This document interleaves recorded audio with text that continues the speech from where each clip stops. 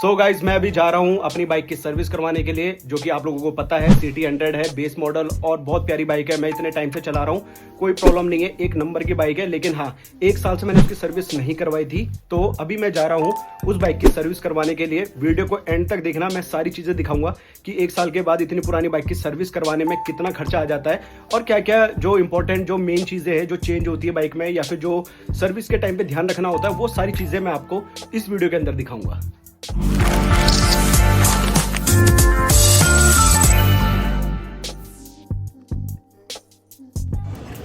तो यहाँ पे देख सकते हैं मैंने कैस्ट्रॉल एक्टिव ले लिया है, जो कि मेरे को 370 का पड़ा है।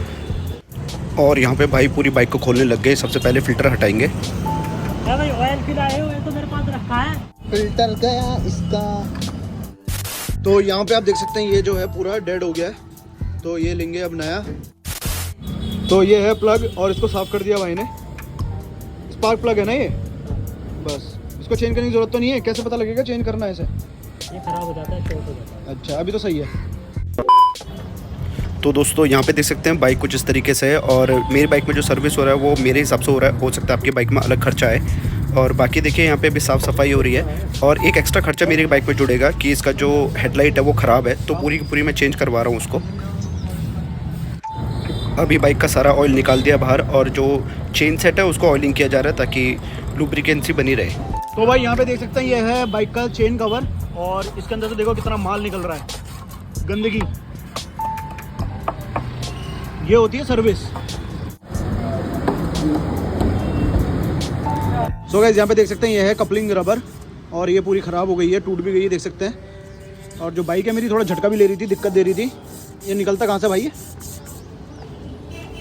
अच्छा, यहाँ से निकलता है। तो यहाँ से निकलता है, तो इसको चेंज कराना ज़रूरी होता है, तो इसको चेंज करवा लेते हैं, नया डाल देंगे भाई। तो दोस्तों यहाँ पे आप देख सकते हैं ये है CT100 का जो मीटर है, और जो मीटर है ये हो गया पार। यहाँ पे एक लॉक होता है, ये वाला लॉक। ये जो लॉक है ये सुई इसके इस तरफ होनी चाहिए, अभी ये इस तरफ है। तो अभी मैं इसको रिपेयर नहीं करवा रहा हूँ, क्योंकि अगर मैं रिपेयर करवाना चाहूँ तो ये नहीं हो पाएगा। मुझे पूरा मीटर चेंज करवाना पड़ेगा, जिसकी मुझे ज़रूरत नहीं है अभी। तो यहाँ पे भाई लेके आ गए स्टील बर्ड के रबड़, देखा ना, ओरिजिनल है ना।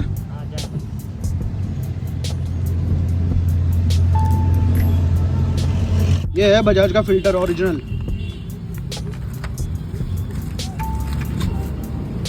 ये है बल्ब मिंडा का। तो भाई यहाँ पे देख सकते हैं फिल्टर भी लगा दिया भाई ने।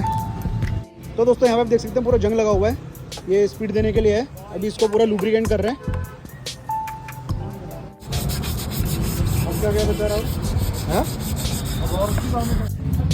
तो यहाँ पे जो मैं ओरिजिनल कैस्ट्रॉल का ऑयल लेके आया था वो भाई डाल रहे हैं अभी इसमें, और यही मेन पार्ट होता है सर्विस का। अभी इसको डाल देंगे तो इसके बाद जो इंजन है उसके अंदर दोबारा से जान आ जाएगी, और बहुत अच्छे से अभी वो चलने वाला है लंबा। तो यहाँ पे आप लोग सोच रहे होंगे कि मैंने ऐसे ये शॉर्ट्स के वे में इसको क्यों बनाया है, ऐसे 16:9 में क्यों नहीं बनाया है।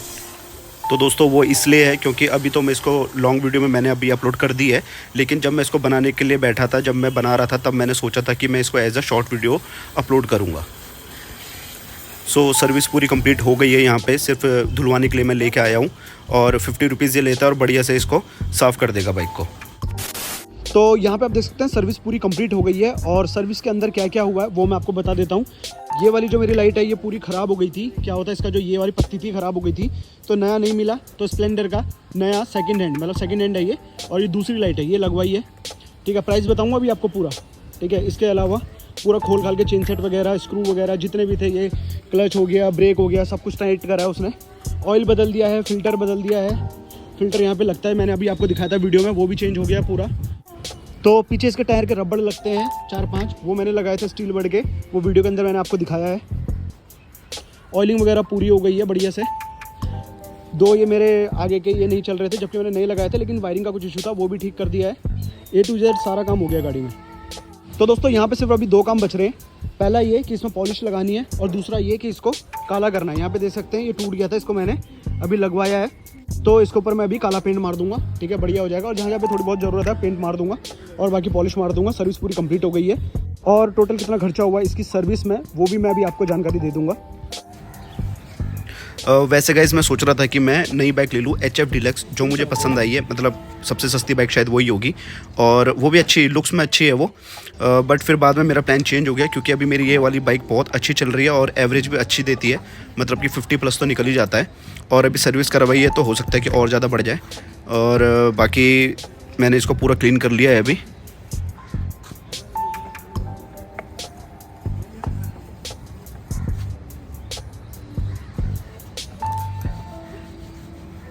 सो गाइस यहाँ पे आप देख सकते हैं पॉलिश लग चुकी है और पूरी बाइक चमक गई है भाई।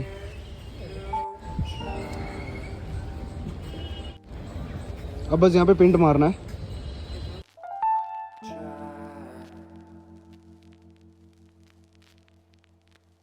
तो यहाँ पे आप देख सकते हैं बाइक को सर्विस करवाने के लिए जो मेरा खर्चा हुआ है वो है 710 रुपये। इसके अंदर कपलिंग रबड़ है 90 रुपये की, हाईलाइट बल्ब है 80 रुपये का, एयर फिल्टर है 90 रुपये का, हाईलाइट है 200 रुपये की, सर्विस चार्ज है 250 रुपये, तो टोटल हो गए 710 रुपये। तो यहाँ पे देख सकते हैं 710 रुपये सर्विस वाले ने लिए, और जो 370 रुपये हैं इसका मैं इंजन ऑयल लेके आया था खुद से, बढ़िया वाला। और यहाँ पे देख सकते हैं 50 रुपये ये बाइक को धुलवाने के लिए, तो टोटल हो गया 1130 रुपये का खर्चा। तो दोस्तों मैं आशा करता हूँ मेरी ये वीडियो आपको पसंद आई होगी। अगर पसंद आई है तो अभी जाके इस वीडियो को लाइक करें, अगर नए हैं मेरे चैनल पर तो चैनल को सब्सक्राइब करें।